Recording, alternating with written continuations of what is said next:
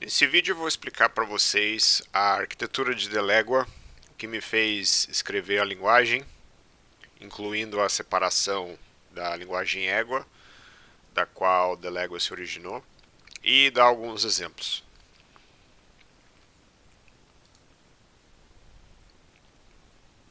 Então, quando vamos no repositório da linguagem,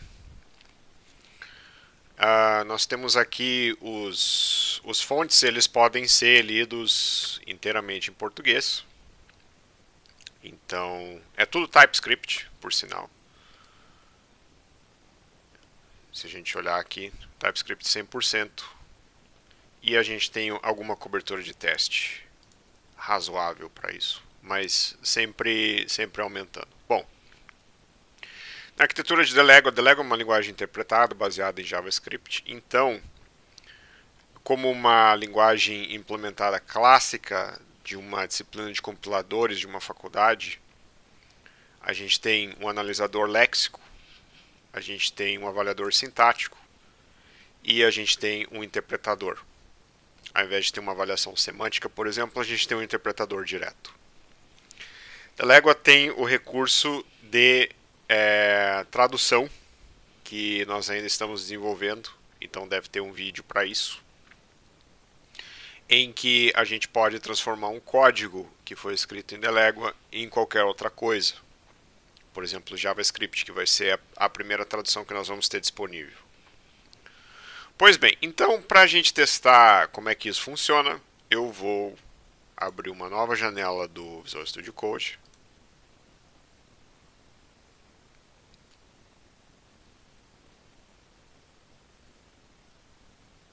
Vou começar um projeto novo.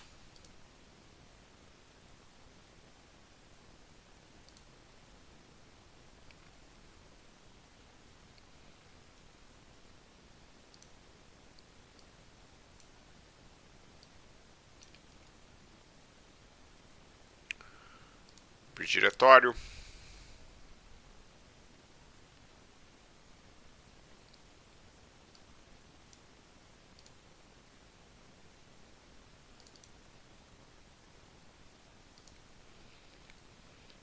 Vou criar aqui um exemplo arquitetura.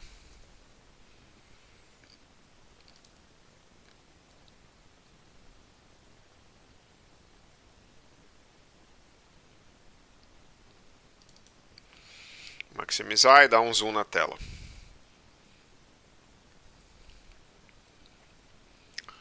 Muito bem. Então, a maneira de começar, a gente abre um terminal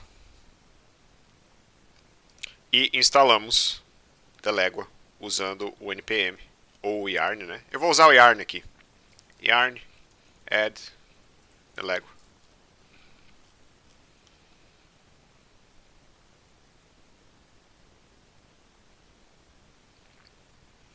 E isso instala para a gente alguns módulos, né, que vocês podem ver dentro do diretório @designliquido quais são os módulos que a gente instala. O núcleo da linguagem vive nesse Delegua e aqui são as bibliotecas, né? Então a gente tem uma biblioteca de estatística, uma de física, uma de matemática e uma de tempo. Dá para instalar só o núcleo da linguagem? Dá, mas você não tem acesso às outras bibliotecas.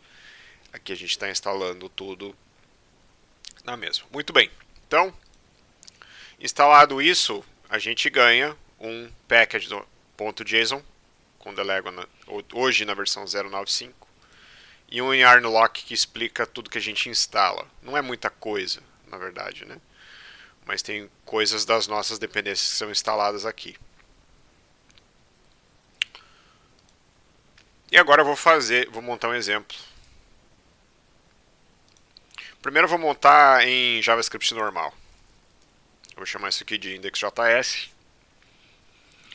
E eu vou fazer const Delegua require Delegua. Ou a gente pode fazer @designliquido Delegua direto, que é melhor, nesse caso aqui. E eu vou montar um código de Olá Mundo. Então, escreva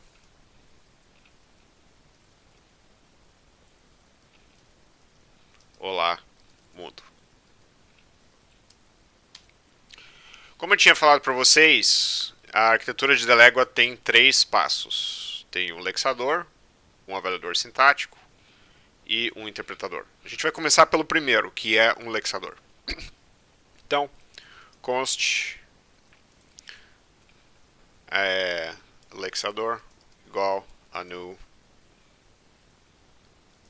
lexador.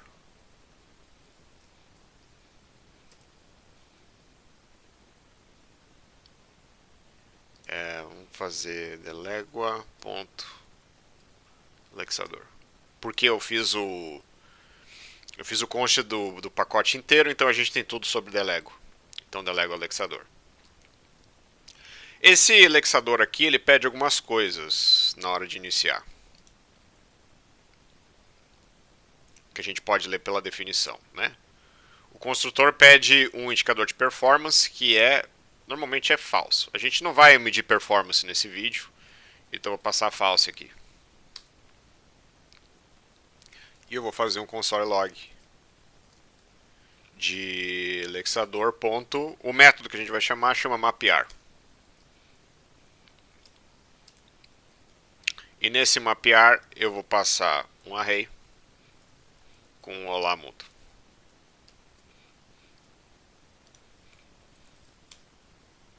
O que eu preciso agora? Bom, posso fazer um node.index.js. E ele me devolve um objeto com uma propriedade chamada símbolos, que tem 1, 2, 3, 4. O lexador é isso, ele só faz a análise léxica do código. Então ele vê aqui o que nós temos e transforma em token, né? Então escreva, por exemplo, é um tipo de instrução, palavra reservada da linguagem, então a gente tem um símbolo chamado escreva, cujo lexema é escreva. Lexema é toda e qualquer palavra que pertence a uma linguagem, né? Mas pode ser também um número, por exemplo, né? Então não necessariamente pertence à linguagem, mas a linguagem entende. Após o escreva, a gente tem um parênteses esquerdo, que tem valor na avaliação sintática. Nós temos um texto que é olá mundo, lexema olá mundo, literal olá mundo. E nós temos um parêntese direito. Bom, agora que a gente tem o resultado do lexador, a gente pode chamar o avaliador sintático.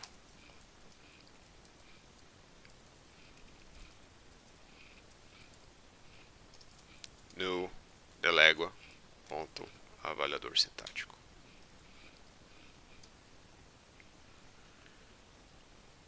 E agora que eu estou satisfeito com isso aqui, eu vou montar outro console log, que eu preciso de lexador mapear, né? Então isso aqui vai virar const resultado lexador. E o que eu preciso desse resultado lexador é a propriedade símbolos. Aqui eu vou usar esse método analisar. Eu vou passar para ele resultado lexador.símbolos. Mas ele me pede um retorno lexador. Então eu posso passar ele assim. Não preciso refinar. Aqui dentro da análise ele me diz quais símbolos tem aqui. Retorno lexador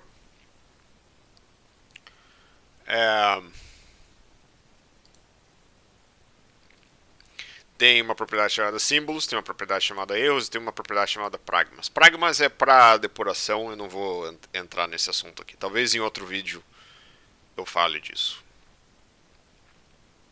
Bom, vamos executar isso então. Salvo.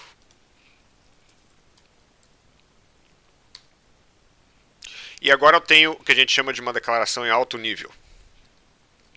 Uma declaração em alto nível, a gente pega os símbolos que foram encontrados na etapa anterior, no caso no lexador, e a gente transforma em algo que é passível de ser executado pelo interpretador. Então o que a gente tem uma declaração apenas, chamada escreva na linha 1, não tem hash arquivo porque a gente não está usando arquivos, né? Quando nós estamos usando arquivos, essa informação é importante para, por exemplo, um ambiente de depuração, uma coisa assim. A assinatura do método quer dizer da onde que o método foi declarado, no caso, dentro do escopo principal. Como só tem um escopo, ele vai escrever principal ali. Mas se, por exemplo, a gente está num arquivo, por exemplo, essa propriedade ela pode vir diferente. E aí a gente tem um array de argumentos, né? O array de argumentos a gente está passando um literal que é o olá mundo. E isso executou sem erro, então por isso que erro está vazio. Aí agora a gente pode executar esse código, né?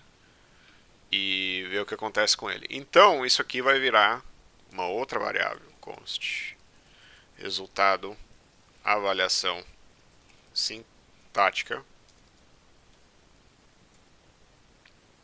que a gente atribui a validor sintático ponto analisar.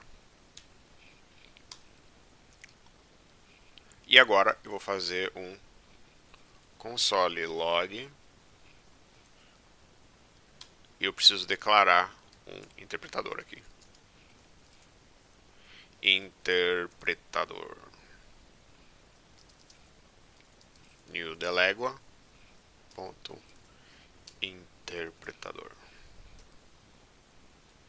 E esse construtor acho que não me pede, não, ele me pede algumas coisas. Ele me pede, por exemplo, um importador interface. Isso aqui é usado apenas se o nosso arquivo ele executa uma importação de um outro arquivo, daí é relevante colocar esse importador interface. O diretório base, que no nosso caso vai ser process.cwd, que pega o diretório de execução. Se tem performance, se tem função de retorno. Função de retorno normalmente é console log. Mas se, por exemplo, você está montando uma aplicação na internet que avalia, por exemplo, um site de educação, uma coisa assim, você possivelmente vai querer passar uma outra coisa aqui para essa função de retorno, porque nessa função de retorno é onde o interpretador vai definir as coisas que devem ser exibidas para o usuário. Mas quando isso não é definido, ele normalmente é console log. Então o que eu vou fazer é definir essas coisas. Então, bom, eu não preciso de um importador, eu posso passar null aqui. O meu diretório base é process.cwd, que é uma função. Eu não preciso de performance. E a minha função de retorno é console log. Sem parâmetros, porque a gente está passando a referência da função que vai ser chamada dentro do interpretador.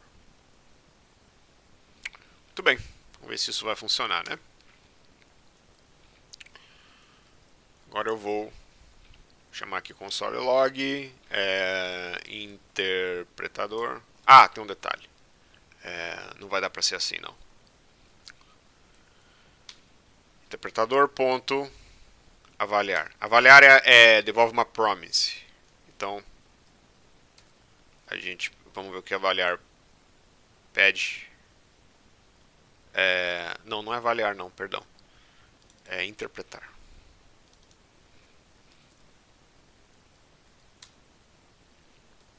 Interpretar,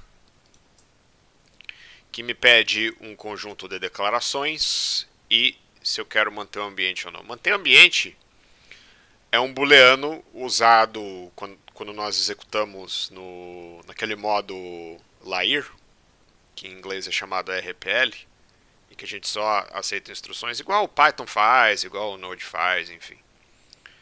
Aí a gente passa a manter o ambiente true, porque a gente quer preservar o ambiente de variáveis inteiro.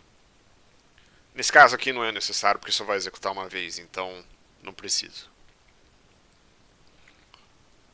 Então o que eu vou passar aqui vai ser o resultado da avaliação sintática, ponto, declarações. E eu não preciso manter o ambiente, então eu vou usar false. E aqui eu ponho ponto .den, porque é uma promise. E eu vou chamar... Vamos quebrar isso aqui em linhas.